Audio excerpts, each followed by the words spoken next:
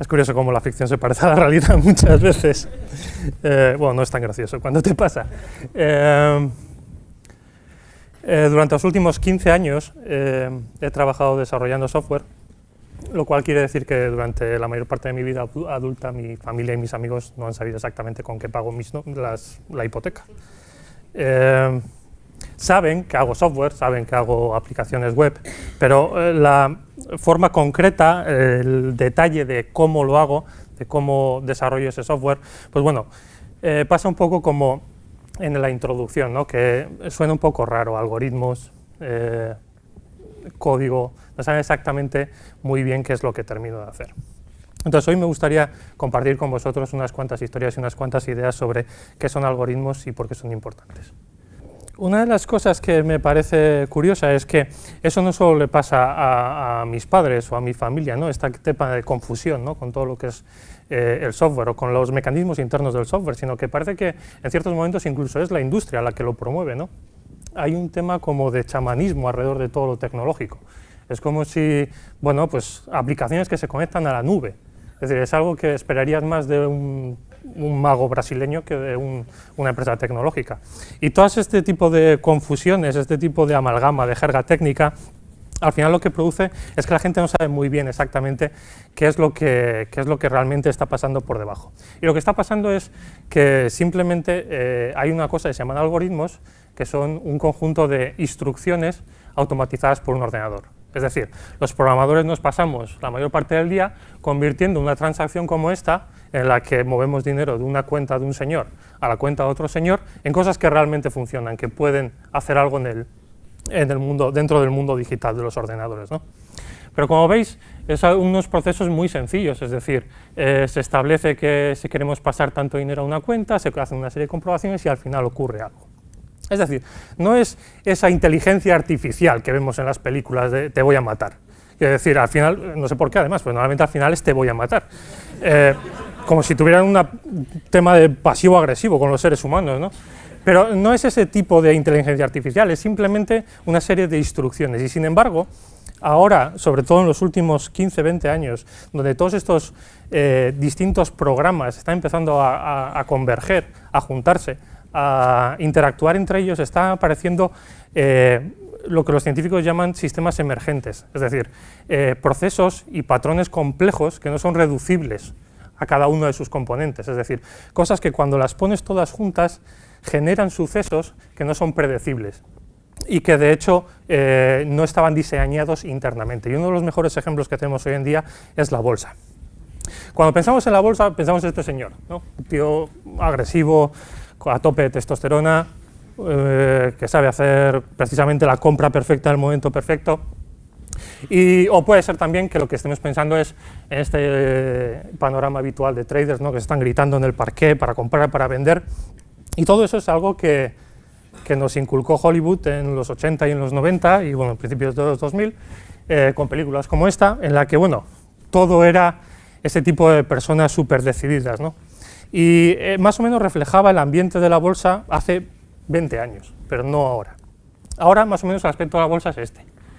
El aspecto de la bolsa es este edificio gigante marrón sin ventanas que está en mitad de ninguna parte en Nueva Jersey, que es el centro de datos de la bolsa de Nueva York.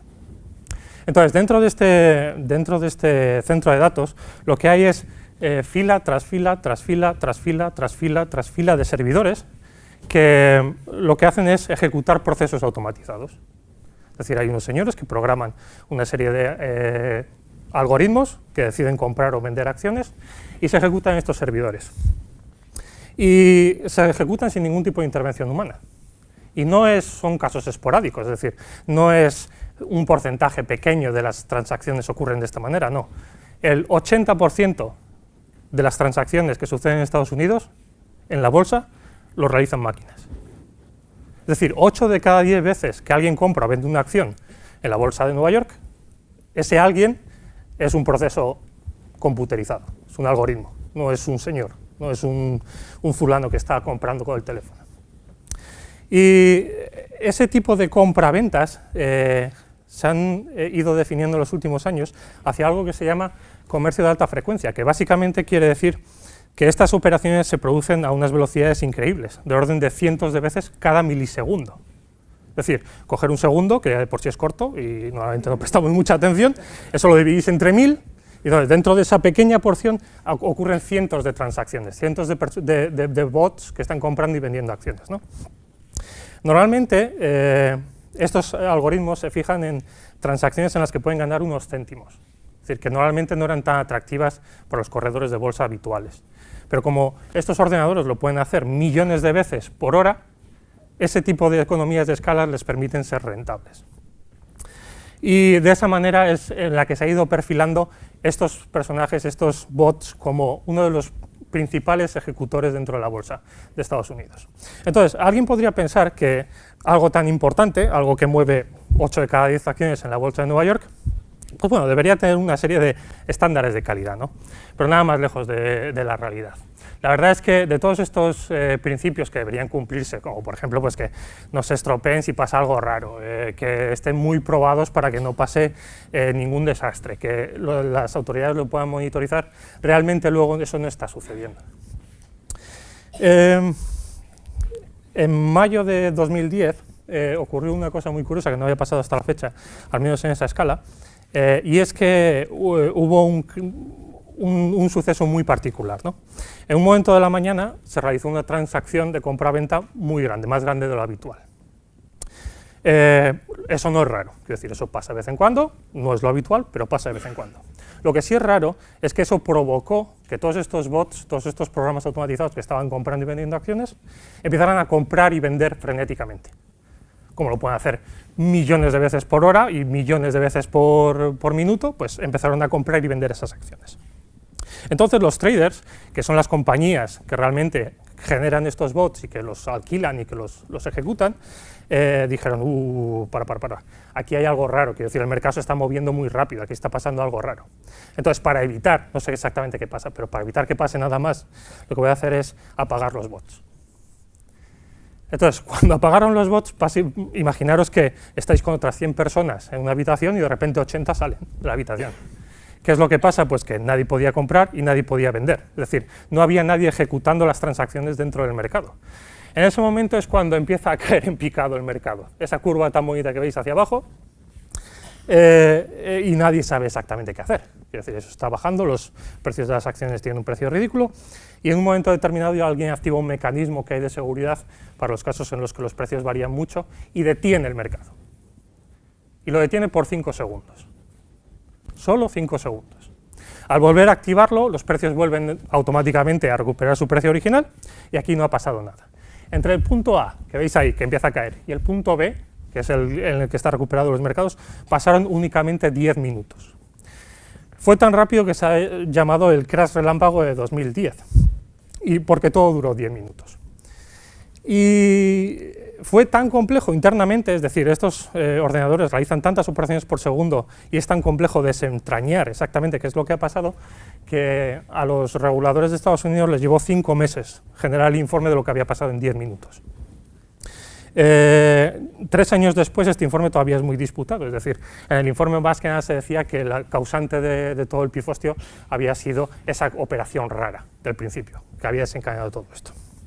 Los expertos siguen diciendo que uno de los papeles y roles fundamentales de ese crash fue que los bots están actuando sin control, es decir, que nadie controla exactamente lo que hacen, porque están diseñados para eso, están diseñados para ejecutarse sin ningún tipo de intervención humana. Agosto de 2012, unos señores que se llaman Night Capital tienen un nuevo bot, una nueva versión. Imaginaos cuando os instaláis vuestro programa favorito, una nueva versión, fantástico. Lo instalan en los servidores y lo ponen a funcionar en el mercado real. En 45 minutos pierdes 500 millones de dólares. ¿Qué estaba pasando? Pues que el bot no estaba funcionando muy bien y compraba un poquito por encima del precio de mercado y vendía un poco por debajo. Entonces perdía unos 10 millones por minuto, que es una pasta. O sea, incluso si tienes mucho dinero es una pasta. Octubre de 2012, resulta que los expertos detectan que hay un único bot, un único proceso automatizado que está comprando cada 25 milisegundos un montón de acciones y justo después de comprarlas las cancela. Y así una y otra vez durante una semana, haciendo tantas operaciones que el 4% de lo que se movió en la bolsa en esa semana fue solo este proceso automatizado. Los expertos creen, es ese proceso, de vez en cuando veréis una barra roja que se dispara hacia arriba, ese es el proceso automatizado. Los expertos creen que es posiblemente una compañía que está testando hasta qué punto puede ralentizar los servidores para aprovecharse de ello. Tampoco sabemos exactamente lo que pasó. Este señor es el que realizó el informe original del crash relámpago de 2010 y básicamente lo que está diciendo es que es imposible. A las velocidades en las que están funcionando los algoritmos no podemos depender de controles humanos para controlarlos, porque simplemente no podemos actuar a esa velocidad. Otra de las cosas que está haciendo también es que básicamente tenemos nuestra legalidad, la legalidad normal que obliga a las empresas a comportarse de cierta manera, y que esa legalidad tiene que transferirse a un aspecto digital. Es decir, es necesario que los algoritmos estén obligados y forzados, desde un punto de vista técnico, desde un punto de vista del código fuente, a cumplir con cierta legislación. Y para eso es necesario que pues los reguladores puedan acceder al código fuente y, potencialmente, que el público también pueda hacerlo. Entonces, estamos llegando a un punto en el que las leyes se convierten en código y tenemos algoritmos que realmente forman parte del sistema regulatorio de una entidad tan compleja como la bolsa. Pero esto no solo, estos procesos raros, emergentes, de que de repente se juntan muchas cosas y ocurre algo diferente, no pasa únicamente en entornos complejos. ¿Quién de aquí conoce este póster, más o menos? Bueno, este póster es un póster motivacional del gobierno británico, que ante la inminente ejecución de un montón de bombardeos aéreos masivos en Reino Unido, decide, pues bueno, antes de que pase nada malo, vamos a dar ánimo a la gente, ¿no? Y bueno, pues les dicen esto de pues, mantener la calma y seguir con vuestras vidas, que es un poco inquietante, quiero decir, si ocurre antes de que pase nada, es lo que va a pasar, ¿no? Entonces, bueno, este póster se generó en ese momento, pero en algún momento empezó a tener mucha actividad en Internet, se convirtió en una especie, estas cosas que se convierten un poco en folclore de Internet, ¿no? Y empiezan a salir un montón de variedades y un montón de acabados, hasta el punto que, bueno, en 2007 se crea una tienda que es específica para vender merchandising de este póster, y bueno, pues, realmente puedes hacer mucho dinero simplemente con este tipo de cosas, ¿no? Pequeñas transformaciones. Y eso es lo que pensó esta compañía, que es una compañía muy pequeñita de 5 empleados, americana. Dijo, bueno, lo que podemos hacer es todas estas fantásticas frases y eslogans que se está ocurriendo a la gente, vamos a hacer algo de ese estilo. Entonces se les ocurre hacer este eslogan o, por ejemplo, este eslogan, ¿vale? Mantén la calma y viola un montón, que es un mensaje un poco agresivo, y todavía otro más agresivo de mantén la calma y apuñálala. Entonces, bueno, pues os podéis imaginar las reacciones en Internet, y aunque no es raro encontrar a empresas que obvian los efectos morales de sus productos, pues porque la industria armamentística, por ejemplo, es un sector de trillones de dólares y no están nada preocupados por las consecuencias de sus productos. Lo que es raro de este caso es la excusa que se le ocurrió al CEO de la empresa, ¿no? Dice, no hemos sido nosotros, ha sido un programa, que con el tiempo se convertirá en algo así como el nuevo se lo ha comido mi perro, es decir, dentro de lo que es un entorno más digital. Básicamente lo que argumentaba este tío es que, como vieron la oportunidad de generar este tipo de camisetas con un montón de eslóganes, hicieron un programa que generaba frases. Cogía la primera parte del Keep Calm y lo que hacía luego era poniendo finales, ¿no? Cogía palabras y las ponía al final y miraba qué tal quedaban y le ponía diferentes sustantivos, adjetivos, verbos, y una vez los tenía, eso se convertía en un eslogan, y el eslogan se convertía en un producto y el producto se vendía en Amazon. Y ya está. Quiero decir, eso es lo que él argumentaba, ¿no? Hasta el punto de que publicó una disculpa en la que básicamente venía a decir que sí, que lo sentimos mucho, pero que, oye, que el problema era del proceso automatizado, no nuestro. Y es curioso porque la disculpa no fue bien recibida, pero no fue bien recibida no porque la gente pensase que, joder, no tener un control editorial de qué es lo que publicas o de qué es lo que presentas al mundo es un poco peligroso. No, las reacciones fueron más bien de, no, eso no puede ser. Quiero decir, alguien ha tenido que crear el diccionario, ¿no? O alguien ha tenido que crear las imágenes. ¿no? Y alguien ha tenido que crear el producto en Amazon. Alguien ha tenido que en Amazon, dentro de Amazon, la empresa de Amazon, aprobar el producto. Esa era un poco la lógica de las críticas. Y la respuesta, que puede ser sorprendente para mucha gente, es que no. Es decir, no hace falta ningún proceso humano intermedio para que se produzca algo así. Ellos están utilizando un diccionario real, pero bien podrían, por ejemplo, haber utilizado los hashtags de Twitter. Poner un hashtag abajo que no puede ser realmente censurado, es decir, pues se produce en tiempo real. Para las imágenes tenemos un montón de librerías que permiten crear imágenes virtuales sin que el producto realmente exista, es decir, no necesitas imprimir la camiseta, podemos crear una camiseta digital. Para los productos no es necesario que una persona realmente entre a Amazon y le vaya dando al formulario y no sé qué, porque Amazon provee a sus vendedores herramientas para poder hacer eso en la forma de APIs. Y como las camisetas se imprimen bajo demanda, no tienes que tener stock y por lo tanto te da lo mismo generar un modelo que 1 millón. Y esa era un poco la lógica que tenían ellos. Entonces, vemos aquí que también tenemos que asegurarnos de que los principios éticos que normalmente aplicaríamos a cualquier tipo de proceso editorial humano, de alguna manera tienen que estar dentro del código. Porque si no nos podemos encontrar con efectos colaterales bastante importantes, como por ejemplo esta empresa que ya no existe, porque sus pedidos pasaron de ser 1000 por día a 3, y quebró y se fueron 5 personas a la calle. Entonces, esas cosas no suceden únicamente en el entorno digital, cada vez las estamos viendo más incluso en el entorno físico.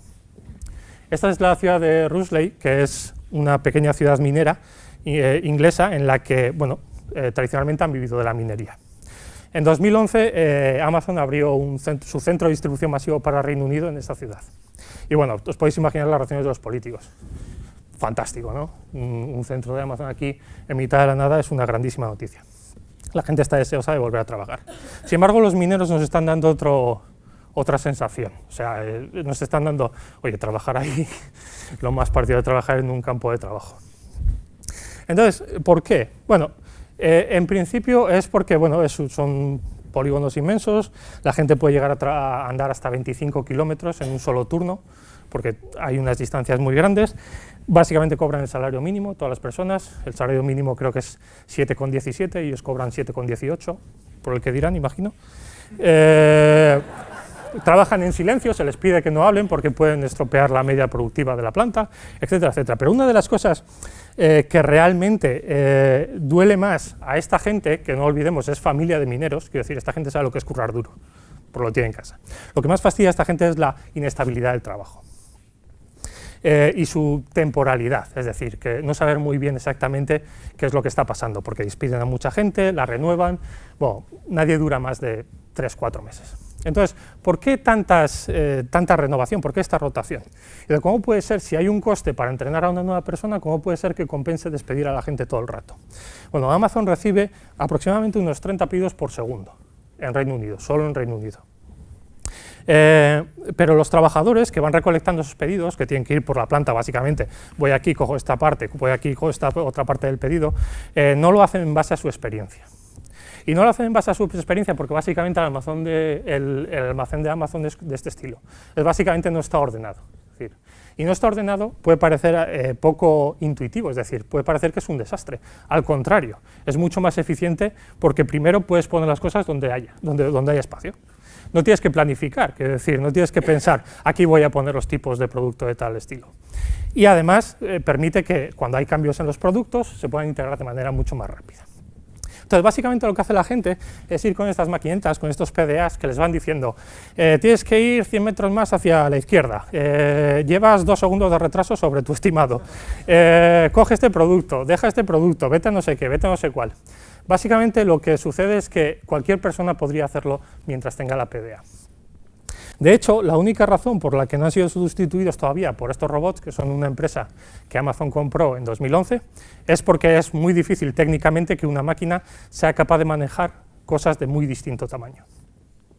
Pero obviamente esos trabajos van a ser destruidos en un futuro próximo por la simple razón de que lo que ha conseguido este tipo de sistemas es crear trabajos que son totalmente reemplazables, es decir, ha convertido a los trabajadores en un recurso homogéneo que se puede cubrir con soluciones laborales de muchas agencias sin ningún tipo de experiencia.